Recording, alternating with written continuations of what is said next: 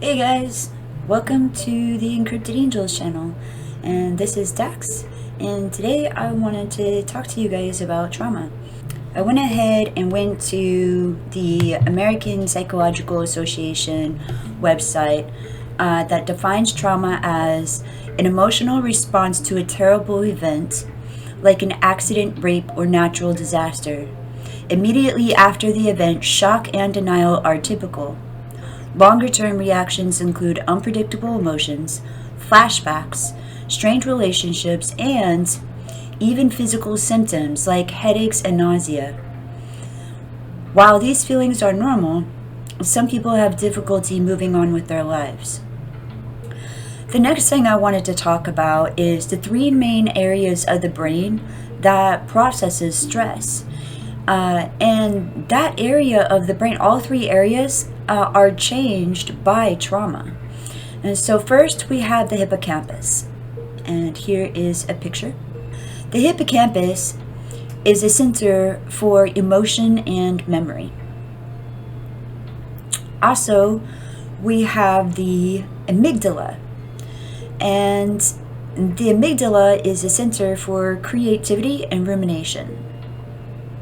The third is the prefrontal cortex, which is the center for more complex functions like planning and self-development. So all three of these areas are pretty important areas that we need our brain to function on in order to grow as people. But these three areas are the most effective, and they are actually changed by trauma. So today I wanted to talk about the concept of big T and little t. And the first time that I heard about this concept was while I was working with a therapist. At the time I was working with a therapist and talking to her about a relationship that we had that was turning out to be very, very toxic. And I was telling her how I was feeling a bit traumatized almost like by this, but I felt kind of silly calling it trauma. And she said, no, that makes sense because there's this concept of big T and little t, that we can have big traumas, but we can also have little traumas as well in our life. And that really, really resonated with me. So I've had big traumas happen in my life, but it made sense out of some of the smaller things that I felt traumatized by, but I felt ridiculous calling it trauma. So I don't know if anybody else relates to that, but it was something that I felt really, I don't know, I just needed to talk to her about. And this concept really resonated with me and helped me feel better. And I will link everything, all my material down in the box below.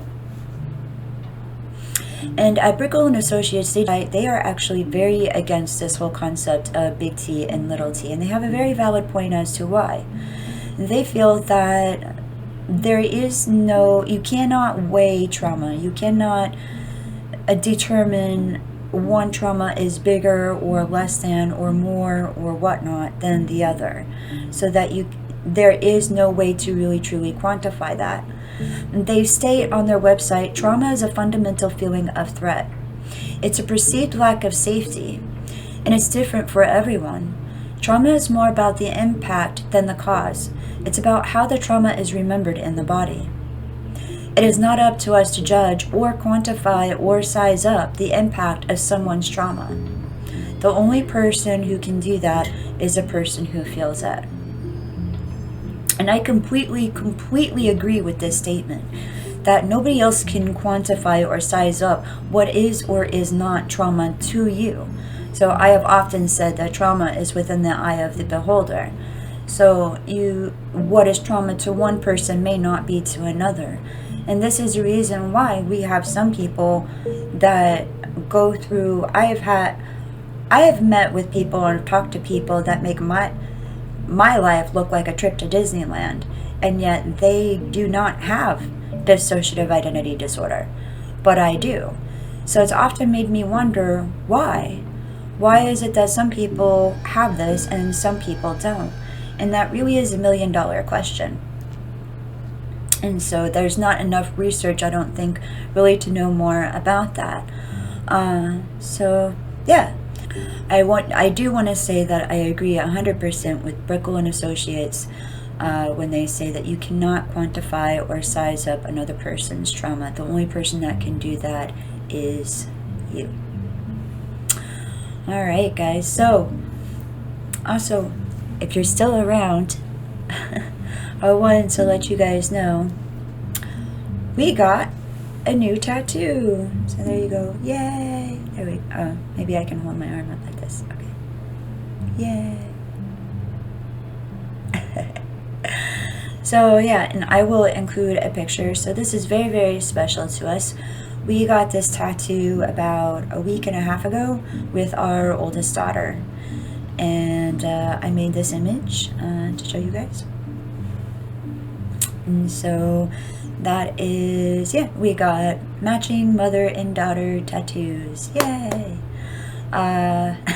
We really love it. Can you hear a little bit of Mia shining through? Thank you so much, you guys. If you haven't already, please subscribe down below, hit the like button, also notification bell so you know when we are posting next. Also, we do have an Instagram account, so if you like, please follow us on Instagram. That'd be much appreciated. And then if you'd like, you can check out my Mixcloud, which is also